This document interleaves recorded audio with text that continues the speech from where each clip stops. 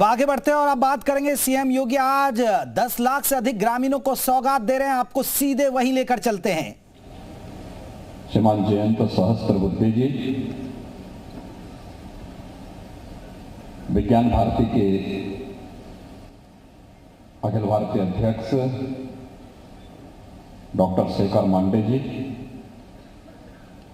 निवर्तमान अध्यक्ष डॉक्टर विजय भटकर जी,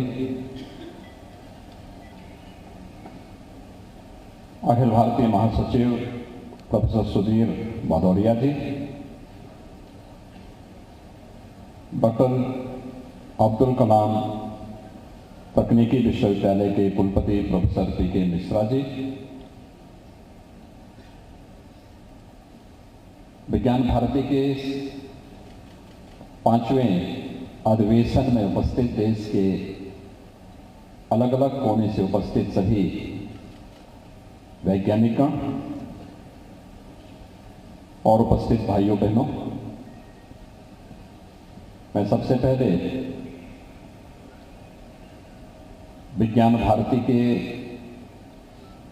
इस 5वें अधिवेशन के लिए उत्तर प्रदेश की धरती को चयन करने के लिए विज्ञान भारती को हृदय से धन्यवाद देते हुए आप सभी का मैं उत्तर प्रदेश में स्वागत करता हूं, अभिनंदन करता हूं।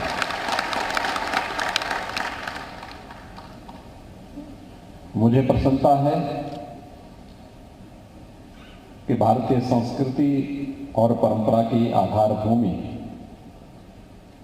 और उसका हृदय स्थल कहे जाने वाले उत्तर प्रदेश में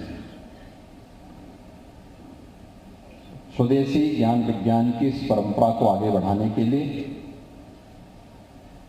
निरंतर क्रियाशील और कम से कम पिछले 3 दशक से तो इस कार्य के साथ जो संस्था जुड़ी हुई है, ऐसे विज्ञान भारती की इस 5वें अधिवेशन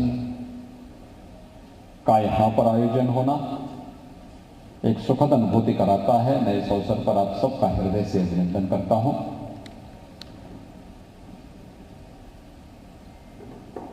ये हम सबके लिए एक सुखद संजोग हम सबके सामने प्रस्तुत करता है, एक कि वास्तव में विज्ञान क्या है। मुझे लगता है कि हम सबकी जो दृष्टि है, भारतीय दृष्टि है, किसी भी नए ज्ञान को हम विज्ञान मान लेते हैं और वो है भी विज्ञान। बहुत सारे लोग इस बात को सोचते होंगे कि विज्ञान भारती की आवश्यकता क्यों महसूस हुई, क्योंकि राष्ट्रीय स्वयंसेवक संघ जैसी संस्था का बरदहस्त जिसे प्राप्त हो, ऐसी क्या आवश्यकता पड़ी। क्योंकि अक्सर लोग इस बात को सोचते हैं, सामान्य बुद्धि के लोग ये मानते हैं कि क्या राष्ट्रीय स्वयंसेवक संघ की दृष्टि वैज्ञानिक है, तो हम सब इस बात को मान सकते हैं कि हाँ, एक वैज्ञानिक दृष्टि से राष्ट्रीय स्वयंसेवक संघ देश हित में, समाज के हित में कार्य करती है। और दृष्टि इसलिए राष्ट्रीय स्वयंसेवक संघ के संस्थापक डॉक्टर हेडगेवार जी स्वयं एक वैज्ञानिक थे, एक चिकित्सक थे। राष्ट्रीय स्वयंसेवक संघ के द्वितीय सरसंचालक जी सरदेव गुरु जी, वे एक वैज्ञानिक थे। राष्ट्रीय स्वयंसेवक संघ के अन्य जितने भी पूज्य सरसंघ चालक हुए हैं, वे सभी वैज्ञानिक दृष्टि से ओतप्रोत रहे हैं और ओतप्रोत हैं। ये अपने आप में एक वैज्ञानिक दृष्टि को प्रदर्शित करता है। दूसरा, भारतीय संस्कृति ने, भारतीय मनीषा ने कभी भी ज्ञान के विस्तार को और उसको अंगीकार करने के लिए कभी भी हमें कोई अवरोध सामने नहीं आने दिया। आनो भद्रा कर्तवो यंतु विश्वत, यानी ज्ञान जहां से भी आए उसके लिए अपनी दृष्टि को खुला रखो, यह भारतीय दृष्टि है। और मुझे लगता है कि अपने आप में इस बात को प्रदर्शित करता है कि भारतीय दृष्टि अपने आप में एक वैज्ञानिक दृष्टि है। आपने देखा होगा जब विज्ञान भारती की प्रार्थना हो रही थी, ओम पूर्णमदः पूर्णमिदं पूर्णात् पूर्णमुदच्यते का जब यहां उच्चारण हो रहा था, ये क्या था अपने आप में? यानी ये अपने आप में जब हम इस बात को कहते हैं कि भाई कोई फिजिकल रिएक्शन हो गया है या कोई केमिकल रिएक्शन हो गया है, सामान्य रूप से हम ये मानते हैं कि वह वस्तु नष्ट हो गई है, लेकिन भारतीय दृष्टि क्या कहती है इस मंत्र के माध्यम से? कोई वस्तु नष्ट नहीं होती है, उसका स्वरूप बदल जाता है। और यही तो वैज्ञानिक दृष्टि है। हमारी भारतीय मनीषा ने बहुत पहले इसके बारे में कह दिया था कि नहीं, कोई वस्तु नष्ट नहीं होती है, उसकी पूर्णता हमेशा बनी रहती है, और उस पूर्णता को बनाए रखने के लिए ही अपने आप में एक मंत्र पर्याप्त है कहने के लिए, जैसे विज्ञान भारती अपनी प्रार्थना के माध्यम से भी आपके सामने यहां पर प्रस्तुत की है। लेकिन इसमें बहुत कुछ अभी किए जाने की आवश्यकता है। मैं पीछे प्रदर्शनी में देख रहा था, अनेक भारतीय वैज्ञानिकों की दृष्टि इसके साथ जुड़ी हुई है। मैं यहां पर देख भी रहा था, जो भारतीय कैलेंडर को भी देख रहा था मैं, अंग्रेजी ईस्वी सन को भी मैं देख रहा था वहां पर। हम लोग हमेशा इस बात को देखते हैं, हम जब वैसे भी वर्ष प्रतिपदा का आयोजन करते हैं राष्ट्रीय स्वयंसेवक संघ के माध्यम से, प्रतिवर्ष इसे नव संवत्सर के रूप में मनाने की एक नई परंपरा का शुभारंभ भी किया गया। सामान्य बोलचाल और हमारे सामान्य रीति रिवाजों में हम विक्रम संवत के अनुसार पंचांग पद्धति के साथ ही अपने कार्यक्रम, अपने मांगलिक कार्यक्रम, अपने सभी सामान्य कार्यक्रमों का आयोजन करते हैं। और एक बार देखें तो हम दो प्रकार के उसमें रहते हैं। सरकारी कामकाज को हम हिंदी यानी अंग्रेजी तिथि के अनुसार करते हैं, लेकिन अपने घर के कार्यों को, मांगलिक कार्यक्रमों को या कोई भी अन्य शुभ कार्य का शुभारंभ हम लोग अपने पंचांग के अनुसार, भारतीय पद्धति और अपने विक्रम संवत की तिथि के अनुसार ही उस कार्यक्रम को, उसका मुहूर्त निकालते हैं, उसके अनुसार तिथि तय करते हैं और फिर उस कार्यक्रम को आगे बढ़ा करके उस शुभ के अनुसार ही करते हैं।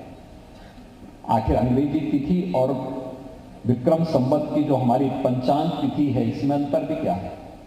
अगर आप देखेंगे, अंग्रेजी जो तिथि है इसमें वैज्ञानिक दृष्टि नहीं है, लेकिन विक्रम संवत इसमें वैज्ञानिक दृष्टि है। अंग्रेजी तिथि में कोई भी मुहूर्त कौन कब हो रहा है उसका कोई निश्चित तिथि नहीं है। सूर्य ग्रहण कब लगना है, चंद्र ग्रहण कब लगना है, ये तिथियां बदलती रहेंगी। अंग्रेजी उसमें अगर आप उसमें देखेंगे तो उसकी तिथि बदलेगी। लेकिन अगर आप पंचांग के अनुसार देखेंगे तो पूर्णिमा के दिन ही चंद्र ग्रहण होगा और अमावस्या के दिन ही सूर्य ग्रहण होगा, उससे इतर नहीं हो सकता। लेकिन ये हमारे ऋषि मुनियों ने बहुत पहले इस बारे में बता दिया था। 500-500 वर्षों का पंचांग आपको देख सकते हैं लोगों के पास। यह अपने आप एक वैज्ञानिक दृष्टि है। केवल मनुष्य और प्राणी में ही संवेदना नहीं, बल्कि हरेक जंतु में भी, पेड़ पौधों में भी संवेदना है। यह भी एक भारतीय वैज्ञानिक ने, जगदीश चंद्र बसु, जो स्वतंत्रता संग्राम सेनानी भी थे, उन्होंने ये दृष्टि दुनिया को दी।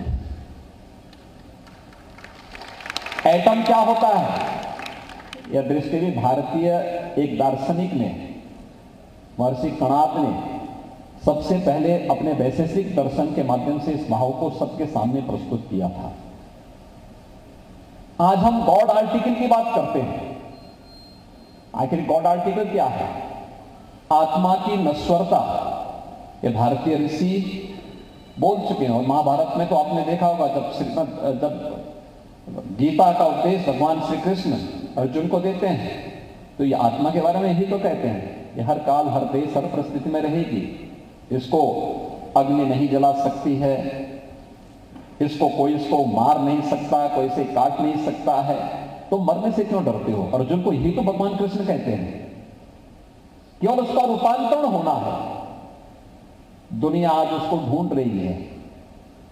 हमारा शास्त्र, हमारा दर्शन उसकी बृहद व्याख्या पहले ही कर चुका है, हजारों वर्ष पहले कर चुका है। अगर श्रीमद् भगवत गीता को आप देखें तो 5000 वर्ष तो आपके लिखित उसमें आ जाता है कि 5000 वर्ष पहले भी गीता का संदेश जितना प्रासंगिक था, आज भी उसका महत्व उसी रूप में है।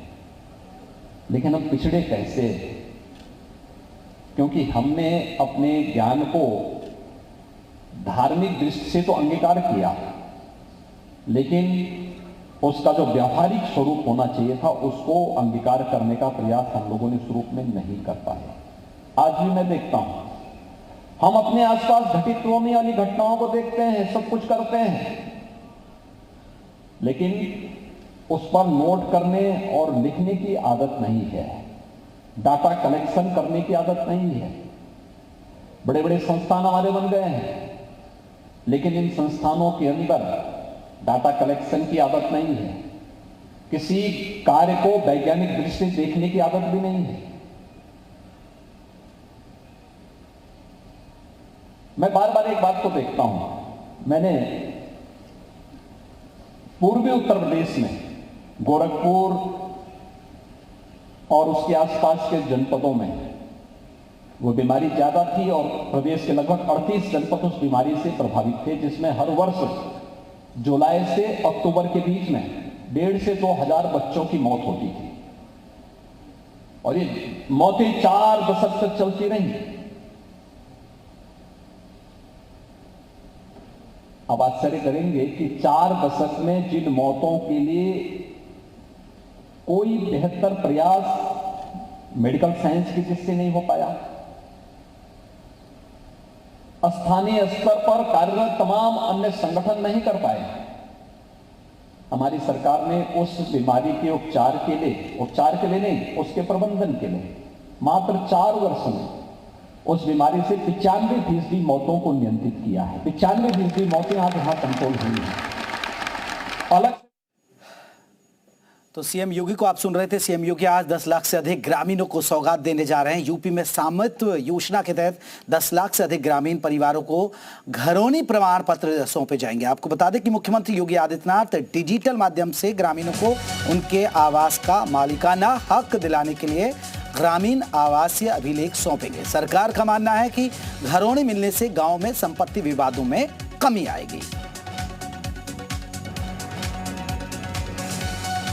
तो प्रदेश में स्वामित्व योजना के तहत सभी 75 जिलों में घरौनियां तैयार करने के कार्य तेजी से किया जा रहा है। अभिलेख तैयार करने के लिए 1,10,313 ग्रामों को चिन्हित भी किया गया है। 20 जून तक आपको बता दें कि प्रदेश के कुल 68,641 गांवों में ड्रोन सर्वे का काम पूरा कर लिया जाएगा। 23,227 गांवों में कुल 34,28,305 घरौनियां तैयार हो चुकी हैं। प्रदेश में 23 दिसंबर 2021 तक 5 चरणों में कुल 15,940 गांवों में 23,47,243 घरौनियों का वितरण हुआ है। इस बुलेटिन